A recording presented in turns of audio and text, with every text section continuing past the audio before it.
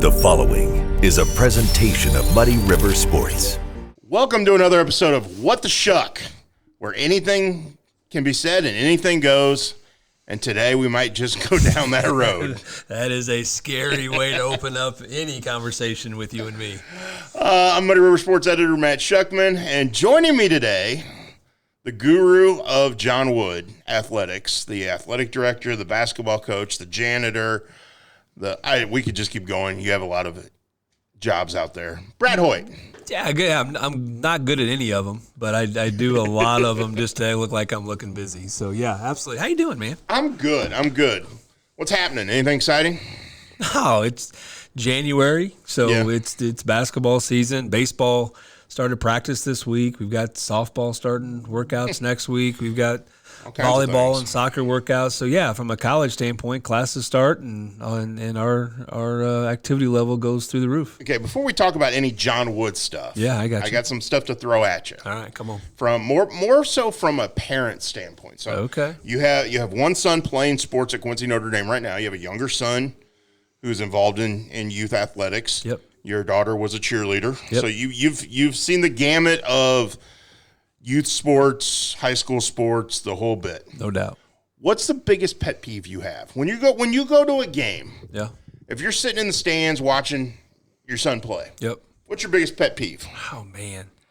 I have a lot of them, to be honest with you. Those environments have changed so much the last 10 years. I feel like I sound like the old guy, right? But you're right. But it just They have. just the environments have changed and adjusted a little bit. So, I don't know about the biggest pet peeve. I mean, I think when you work in the industry that I work in, and so you go basically it'd be like an accountant going in and watching other people do their books. Yeah.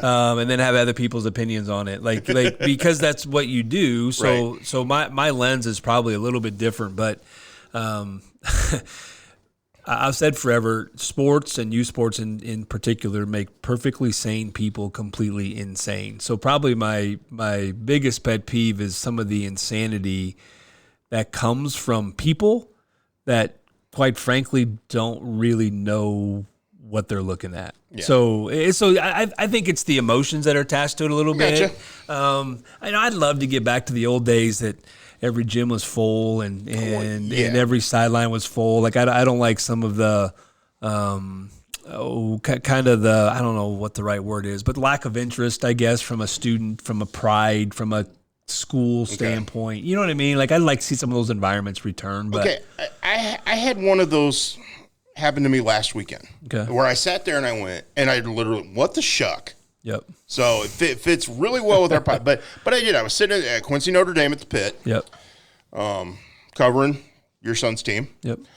And I had, just before tip-off, I had one of those moments where and the more I sat back and thought about it, and I'll explain here momentarily, the more I thought, am I right or am I wrong in my thought process? So here's the situation.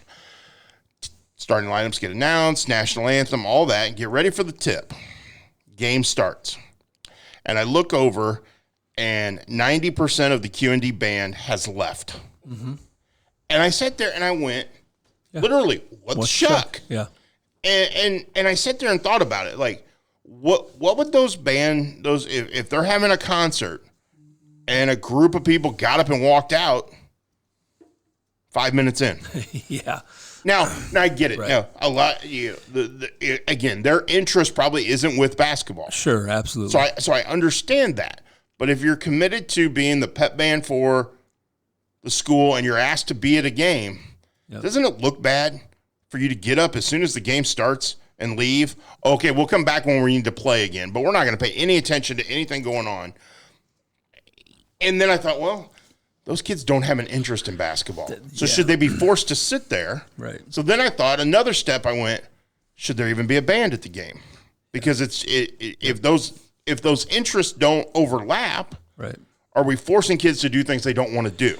And so, I mean, I had all those things running through my head. I don't know which the right way to go with my thought process is. And I think that's a huge challenge to high school, and we'll just use the high school as an example. But I think we've got it at the college level too. But I think that's a huge challenge for high school coaches and administrators is how do you make game night about the game? Yeah. And for that reason. And I went through it even from a cheer dad standpoint where, I was a horrible cheer dad. And partly because I'd go and I was supposed to watch the cheerleaders. Well, that usually when the cheerleaders do their thing is when I quit paying attention because I'm watching the game. Right. It's like I got to figure that out. But the other thing I thought, even last week at the pit, and again, I think this is hard. I don't think it's anybody's fault, but I think this is just I'm not blaming the kids, the band kids for getting up and wanting to go do something else. I'm just trying to figure out what's the right process. What's the right thing. I thought the game, the Pittsfield Q&D game, which is typically a good draw. Yeah. I thought that was one of the better draws, but part of the reason was because they announced all the youth basketball players. Right. And so part of my what the shuck that night was, okay, there's a ton of kids in this place, and they were loud, and they were yelling, and they were all into it. Well, why doesn't this happen why does it take the night to be able to come in to be able to do it? And I think that's a part that's changed over the year. I think it's really hard to create that synergy, to create those conversations, to be able to get kids and families to want to give up a Friday night to be able to come back. Like that part has changed. But I had the same thing on, hey, this is cool. It was the youth student section was as active as it's been. Right. And there's a lot of kids there, and my youngest is there all the time. And he's got his crew and his cronies that are always there. But how do you continue to create that and recreate that at the high school level? That's a good question. I think that's the part of coaching at that level that isn't coaching, but it's a pretty important part of it to try to figure that out within your community and with your and it's trying to figure out how do you create the best environment for that sport, for that. Yeah. And I think it goes beyond the sports realm. And I know we talk sports here. That's what we do. Sure. But it could be, how do you create the best environment for a band concert? How do you create the best environment for, a play or a musical or. And every sport has its own environment, right? And we have that conversation at the college. Like, hey, how do we create the best baseball environment? How do we create the best soccer environment? Let's not try to create a basketball environment at the baseball game, or let's whatever that may be. What is volleyball? So I think every sport even has its own little nuances to it. But you're right. I mean, co-curricular stuff, band stuff, cheer stuff. Well, I've seen it over the years. Absolutely. A lot of times you'll have the band perform at the halftime of a football game. Yeah. And as soon as that's done, half the crowd's gone. Yeah, right. They came to watch the band. Correct. They could care less about the second half of the football game. Yeah, absolutely. We do things. We'll have outside groups come in and dance at halftime or to bring little kids in, and it's a great crowd on the first half. And then once it gets, because they're there for that, they're not necessarily right. So what can we do as coaches and administrators to try to keep them connected and understand that they're, again, it's a hard sell, but you're there for the game. And then you're a piece of the game. And that thing has changed as people have gotten more specialized and kids are spending more times in other activities. It gets less and less about the game and more about what they're doing at that particular event. And you're around both the college level athletics through your job and then the high school athletics through your family. Yeah. Have you seen a disconnect in school spirit in some ways? I mean, again, I sound like the old guy in the room, but yeah, absolutely. I think it's significantly different in a lot of ways. And again, some of it's because, I mean, some people's loyalties are no longer at the high school; they're at the club level, right? Or they're at the travel level, and so they're spending as much time or much money in a team shop to get gear for their summer travel team than what they are for their high school. And there's, in a lot of cases, they're spending more money to play for that travel group. Their investment there is more than what they have at the high school level. Right. And so that their loyalty becomes directed that direction. So yeah, the one other thing I'll say, pet peeve wise, general 10,000-foot view, is because of everything we're talking about, parents and kids are thinking they're using youth sports and high school sports so they can play in college. Mm-hmm. I think that's a huge pet peeve of mine. Is it a path to be able to do that? Absolutely. But enjoy it for what it is. Yeah. Enjoy it for what it's worth. Enjoy the high school. Be at Quincy Notre Dame or Quincy High School or Liberty High School or Camp Point High School and just love every minute of representing the school instead of using it as some sort of transaction that it's going to help you be able to go play somewhere else. Because quite frankly, the majority of you aren't. And then B, you're going to get to a point where you're going to miss 4 years of that kind of connection. And I don't care if you're playing in college or you're playing in the fifth grade team or you're playing in high school. enjoy it for what it's worth. Enjoy the team piece for what that is. Enjoy the memories that happen. Don't think you're using that to get somewhere else. I had that same conversation with somebody the other day. Just enjoy the heck out of what you're doing. It can still be a path to be able to go do the next thing. Yeah. But keep your 2 feet where you're at. And I think at the high school level and at the youth level, to be real honest with you, I think we're losing some of that. Well, and that's one thing that has made me very appreciative of our area in recent years. No question. We've had some high-level recruits Yep. in different sports. Yep. They've stayed home. Yeah, you're right. They're not running off to play at Link Academy. Right. They're not running off to play at, IMG in Florida. Yep. Or they're not going to a specialized school for this or for that. No doubt. They're staying home, playing with their friends, representing their school and their community, Yep. and still getting the opportunities to go play at a high level in college. Yep. No doubt. You don't have to go to one of these private schools or one of these basketball factories or football factories to get noticed. Yep. You are exactly right. In the grand spectrum of it, this area's got to figure it out a lot more than what a lot of areas do. True. So I would agree with that at a really high level. But yeah, just keep both feet where you're at. You can get. I mean, you guys do stories here all the time about kids that are getting to really, really cool places by coming out of the places that their parents went to high school. Yeah. And that's cool, man. And, awesome. and across the country, we're losing some of that fabric a little bit. Well, for the longest time, you heard rumblings because Danny Stevens out at Southeastern was such a good athlete, such a good basketball player in a very small school. Well, where's he going to transfer to? Yeah, you're right. And that never came about, thankfully. I appreciate that his family said, this is our roots, this is our home. No doubt. Why would we do that? Why should he do that to the kids he grew up with? That's exactly right. And I love that, Yep. Yep. And I've heard the rumblings already.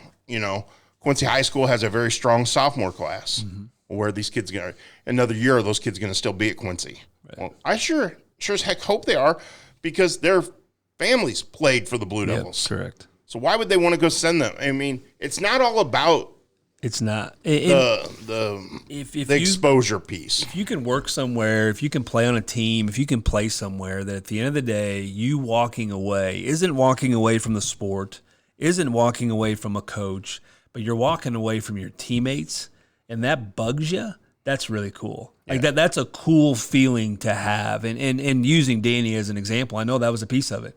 He didn't want to leave his teammates. He didn't want to leave. Like, there wasn't a scenario in his brain, and I don't want to speak for Danny, but I know Danny well enough, and I know that family well enough that they're loyal. He's got buddies, he's got teammates, and walking away, quitting on your teammates in that environment it just doesn't make any sense. Because somebody wants you to come play here. You may never be in a situation ever again in your entire life that creates that much loyalty. Right. And so if you have a chance to be able to do that and experience that, to me, I think you're in the minority of people that have ever been able to be a part of something that you just don't want to walk away from because of the people that you're doing it with. Okay. I think that's super cool. You're mid 40s. Yeah. I'm late 40s, almost 50. Old. Yeah, old. Yeah, that's right. You and I still have friends. Yep. Of guys that we played ball with. Absolutely. And you get together with them every now and then, and you reminisce a little bit about that stuff. But you're bonded forever because of that. Yeah. Because you became teammates, and you found a way to work together, to achieve something together. Yeah, you go through... it's just the story, right? Like, we all have a life story, if you will, and those of us have been part of teams. Like, a huge part of my life story are the kids that I've coached and the guys that I played with, and those guys, we tell the same dumb stories over and over again. They get a little better on a year-to-year basis. I'm the butt of some of the stories, and other ones I'm not. And so those are things that I experienced through high school. Those are things that I experienced in junior college when I played, and those are things I experienced at the 4-year level. That walking away in some weird way from that would completely reshape the way that I look at things and think of things and the people that I talk to and all that stuff. So when I moved from Columbia back to Quincy. Yeah. a long time ago now. It doesn't feel like that long weird. ago. It's been that long. It's been that long. I know. But I remember the most disappointing thing for me was telling the Little League team I coached and those families that I was moving. Yeah. Because we had started as 9-year-olds and now they were 13-year-olds. And I had coached them every summer. Yep. And it was like, and even now, to this day, I still have a connection to those guys. And I remember I got a wedding invitation from one of them. That's so cool. And it was addressed to Coach Schuckman. Yep. And they wrote a little note inside. Yep. And the kid, had at 9 years old, 10 years old, he'd gotten a nickname Gator. Long story. Yeah, I love it. Yeah, I got it. But it was, he had taken a handwritten note and said, hope you get there, Gator. Yep. And it was just, you knew exactly who that was so many years later. Exactly. Yeah. Yeah. That again, can you create that outside of athletics? Yeah, absolutely. You can be a part of groups and again, other co-curricular things, other things outside of a classroom, other group, like you can recreate that for sure. But obviously our world is revolved around the athletic side of it. And you tell stories about the coach and you tell like part of those guys that I've coached will come back and all they want to talk about was the time that I was a real jerk to them in the middle of September, and they just get a stinking kick out of it. And I'm like, I don't know if this is really what I want to talk about. But in the same boat, I got a text just the other day from a kid that I coached a couple years ago, and he shot me a text of a screenshot of his grades from fall semester. Awesome. And it was the best semester he'd had academically, and he called and he was in tears. Like it's cool.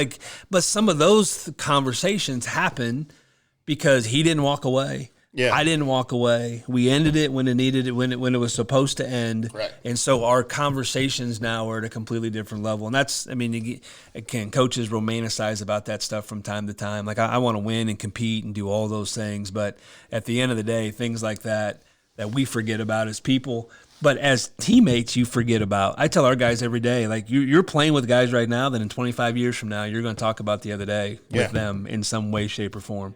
And that is super cool. And I still experience that. I have a team here at Muddy River. Yeah, absolutely. But I still experience it with guys. I feel like I'm part of the team sometimes with the groups I cover. Yeah, no question. Because you get embedded with them and you're writing about them and telling their stories. No question. And then 15, 20 years later, they come up to you and they'll be like, hey, remember what happened in the locker room? Yeah. And you start laughing and you remember it vividly. I mean, you're a part of so many teams because of the stories that you're able to tell. Yeah. Like, and again, are you in the locker room every day? No. Are you every game day? No. But you talk about a diverse group of teammates that you've had over your X amount of years to be able to do it. Exactly. And I absolutely guarantee it'll be, remember that one story that Schuck wrote, or you remember that here, you remember that there. So I think that's so cool. It's been 7 years, if I'm correct in my math. Ish. We'll just say ish. Since you guys played for the national title. Yeah, absolutely. Yeah. That was the 2015. Gosh, dang, that's been a long time. It was 14-15, wasn't it? Yeah, it was. Yeah. Okay. We need to do that I again. guarantee if I sat down right now with Brody Grunwald and Jordan Johnson, we would relive the three of us sitting on the observation deck at Student Activity Center and going, what the shuck happened? Yeah, exactly right. There's no doubt about it. There's no doubt. And again, that's a guy who we don't see very often in Jordan Johnson. Yep, correct. But if he walked in the gym, he'd come over and give both of us a hug. There's no doubt about it. No doubt. There's absolutely. I get random texts. My 12-year-old uses his mom's Snapchat to talk to Jordan every once in a while. Like, you know what I mean? Like because I don't understand Snapchat. That's why. Those two talk. Luke talks to Jordan as much as anybody does. But those are the. And are there some along the way that you get out of touch with that? Of course. You aren't like absolutely. There's no doubt. And is it always rainbows and unicorns every team that you're on with every person you're on? It's not. But those are some of the things. Those are some of the stories.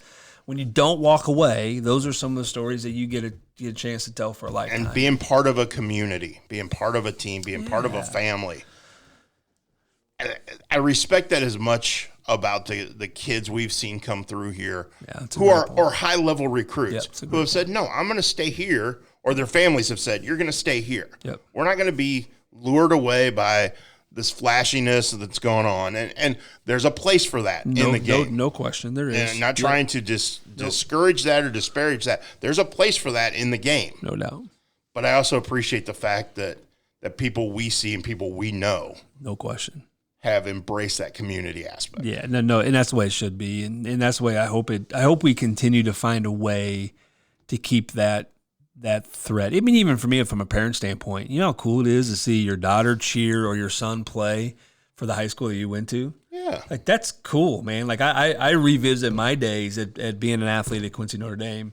I you know, may or may not every once in a while pull out the highlight film, or it's not a film, it's a tape, and try to find a VCR to be able to play it. But those things are cool. Like, so I hope people still get to experience that thread every once in a while. And I think this area's got a great group, a great culture that for the most part completely understands. Well, it was kind of neat. Quincy High School had a home wrestling match last week. Okay. They did a triangular with Quincy Notre Dame and Pittsfield. Pittsfield, yeah, I remember that.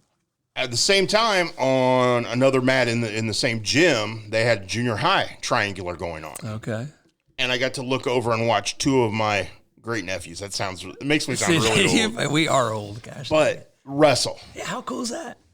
Awesome. Yeah, how cool is that? They're wearing the colors that we wore growing up and that kind of stuff. And and it's just, you look at that and go, that's neat. Yep. That's neat. There's a sense of pride with being able to say you went to that school or you're from that community, or, you know, no doubt, that you can't get by going, well, yeah, I transferred to this school, or, oh, it's December and I'm going to transfer from this prep school to this prep school because this one's going to give me a better opportunity.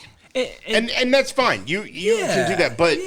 But for me personally, I don't like that. I like the sense of being true to your community, true to your school, the sense of pride that comes with that. And I think it comes from a work standpoint too, even from a coaching standpoint. Like I'm in a unique spot that I'm coaching at a place that I played at, in a community that I grew up in. And have there been scenarios where we could have left town and kind of done different things? I'm not going to say there's been a bazillion, but there's been scenarios in my career to be able to do that. And you and I have talked about that, and I've had the same thing. No question. And so, and not that if we would have left that would have been a bad thing or good thing or whatever that may be, but that is a part of our thing from a program. Is I have a unique perspective that I've worn the jersey, I've worn the name on my shirt, I've competed for that a little bit. Probably my conversations with Jake are a little different because I wore that jersey, I played the position that he's playing, and so like all of those sort of things I think just brings a uniqueness. I'm not saying better or worse, but you know, whether you coach somewhere and you cut your teeth and you left and you came back, that's a cool, like that. There's stories there that you have that other people don't have. You played there, and we have high school coaches in this town that played at the schools that they're coaching. Yes. That creates a unique conversation and culture and perspective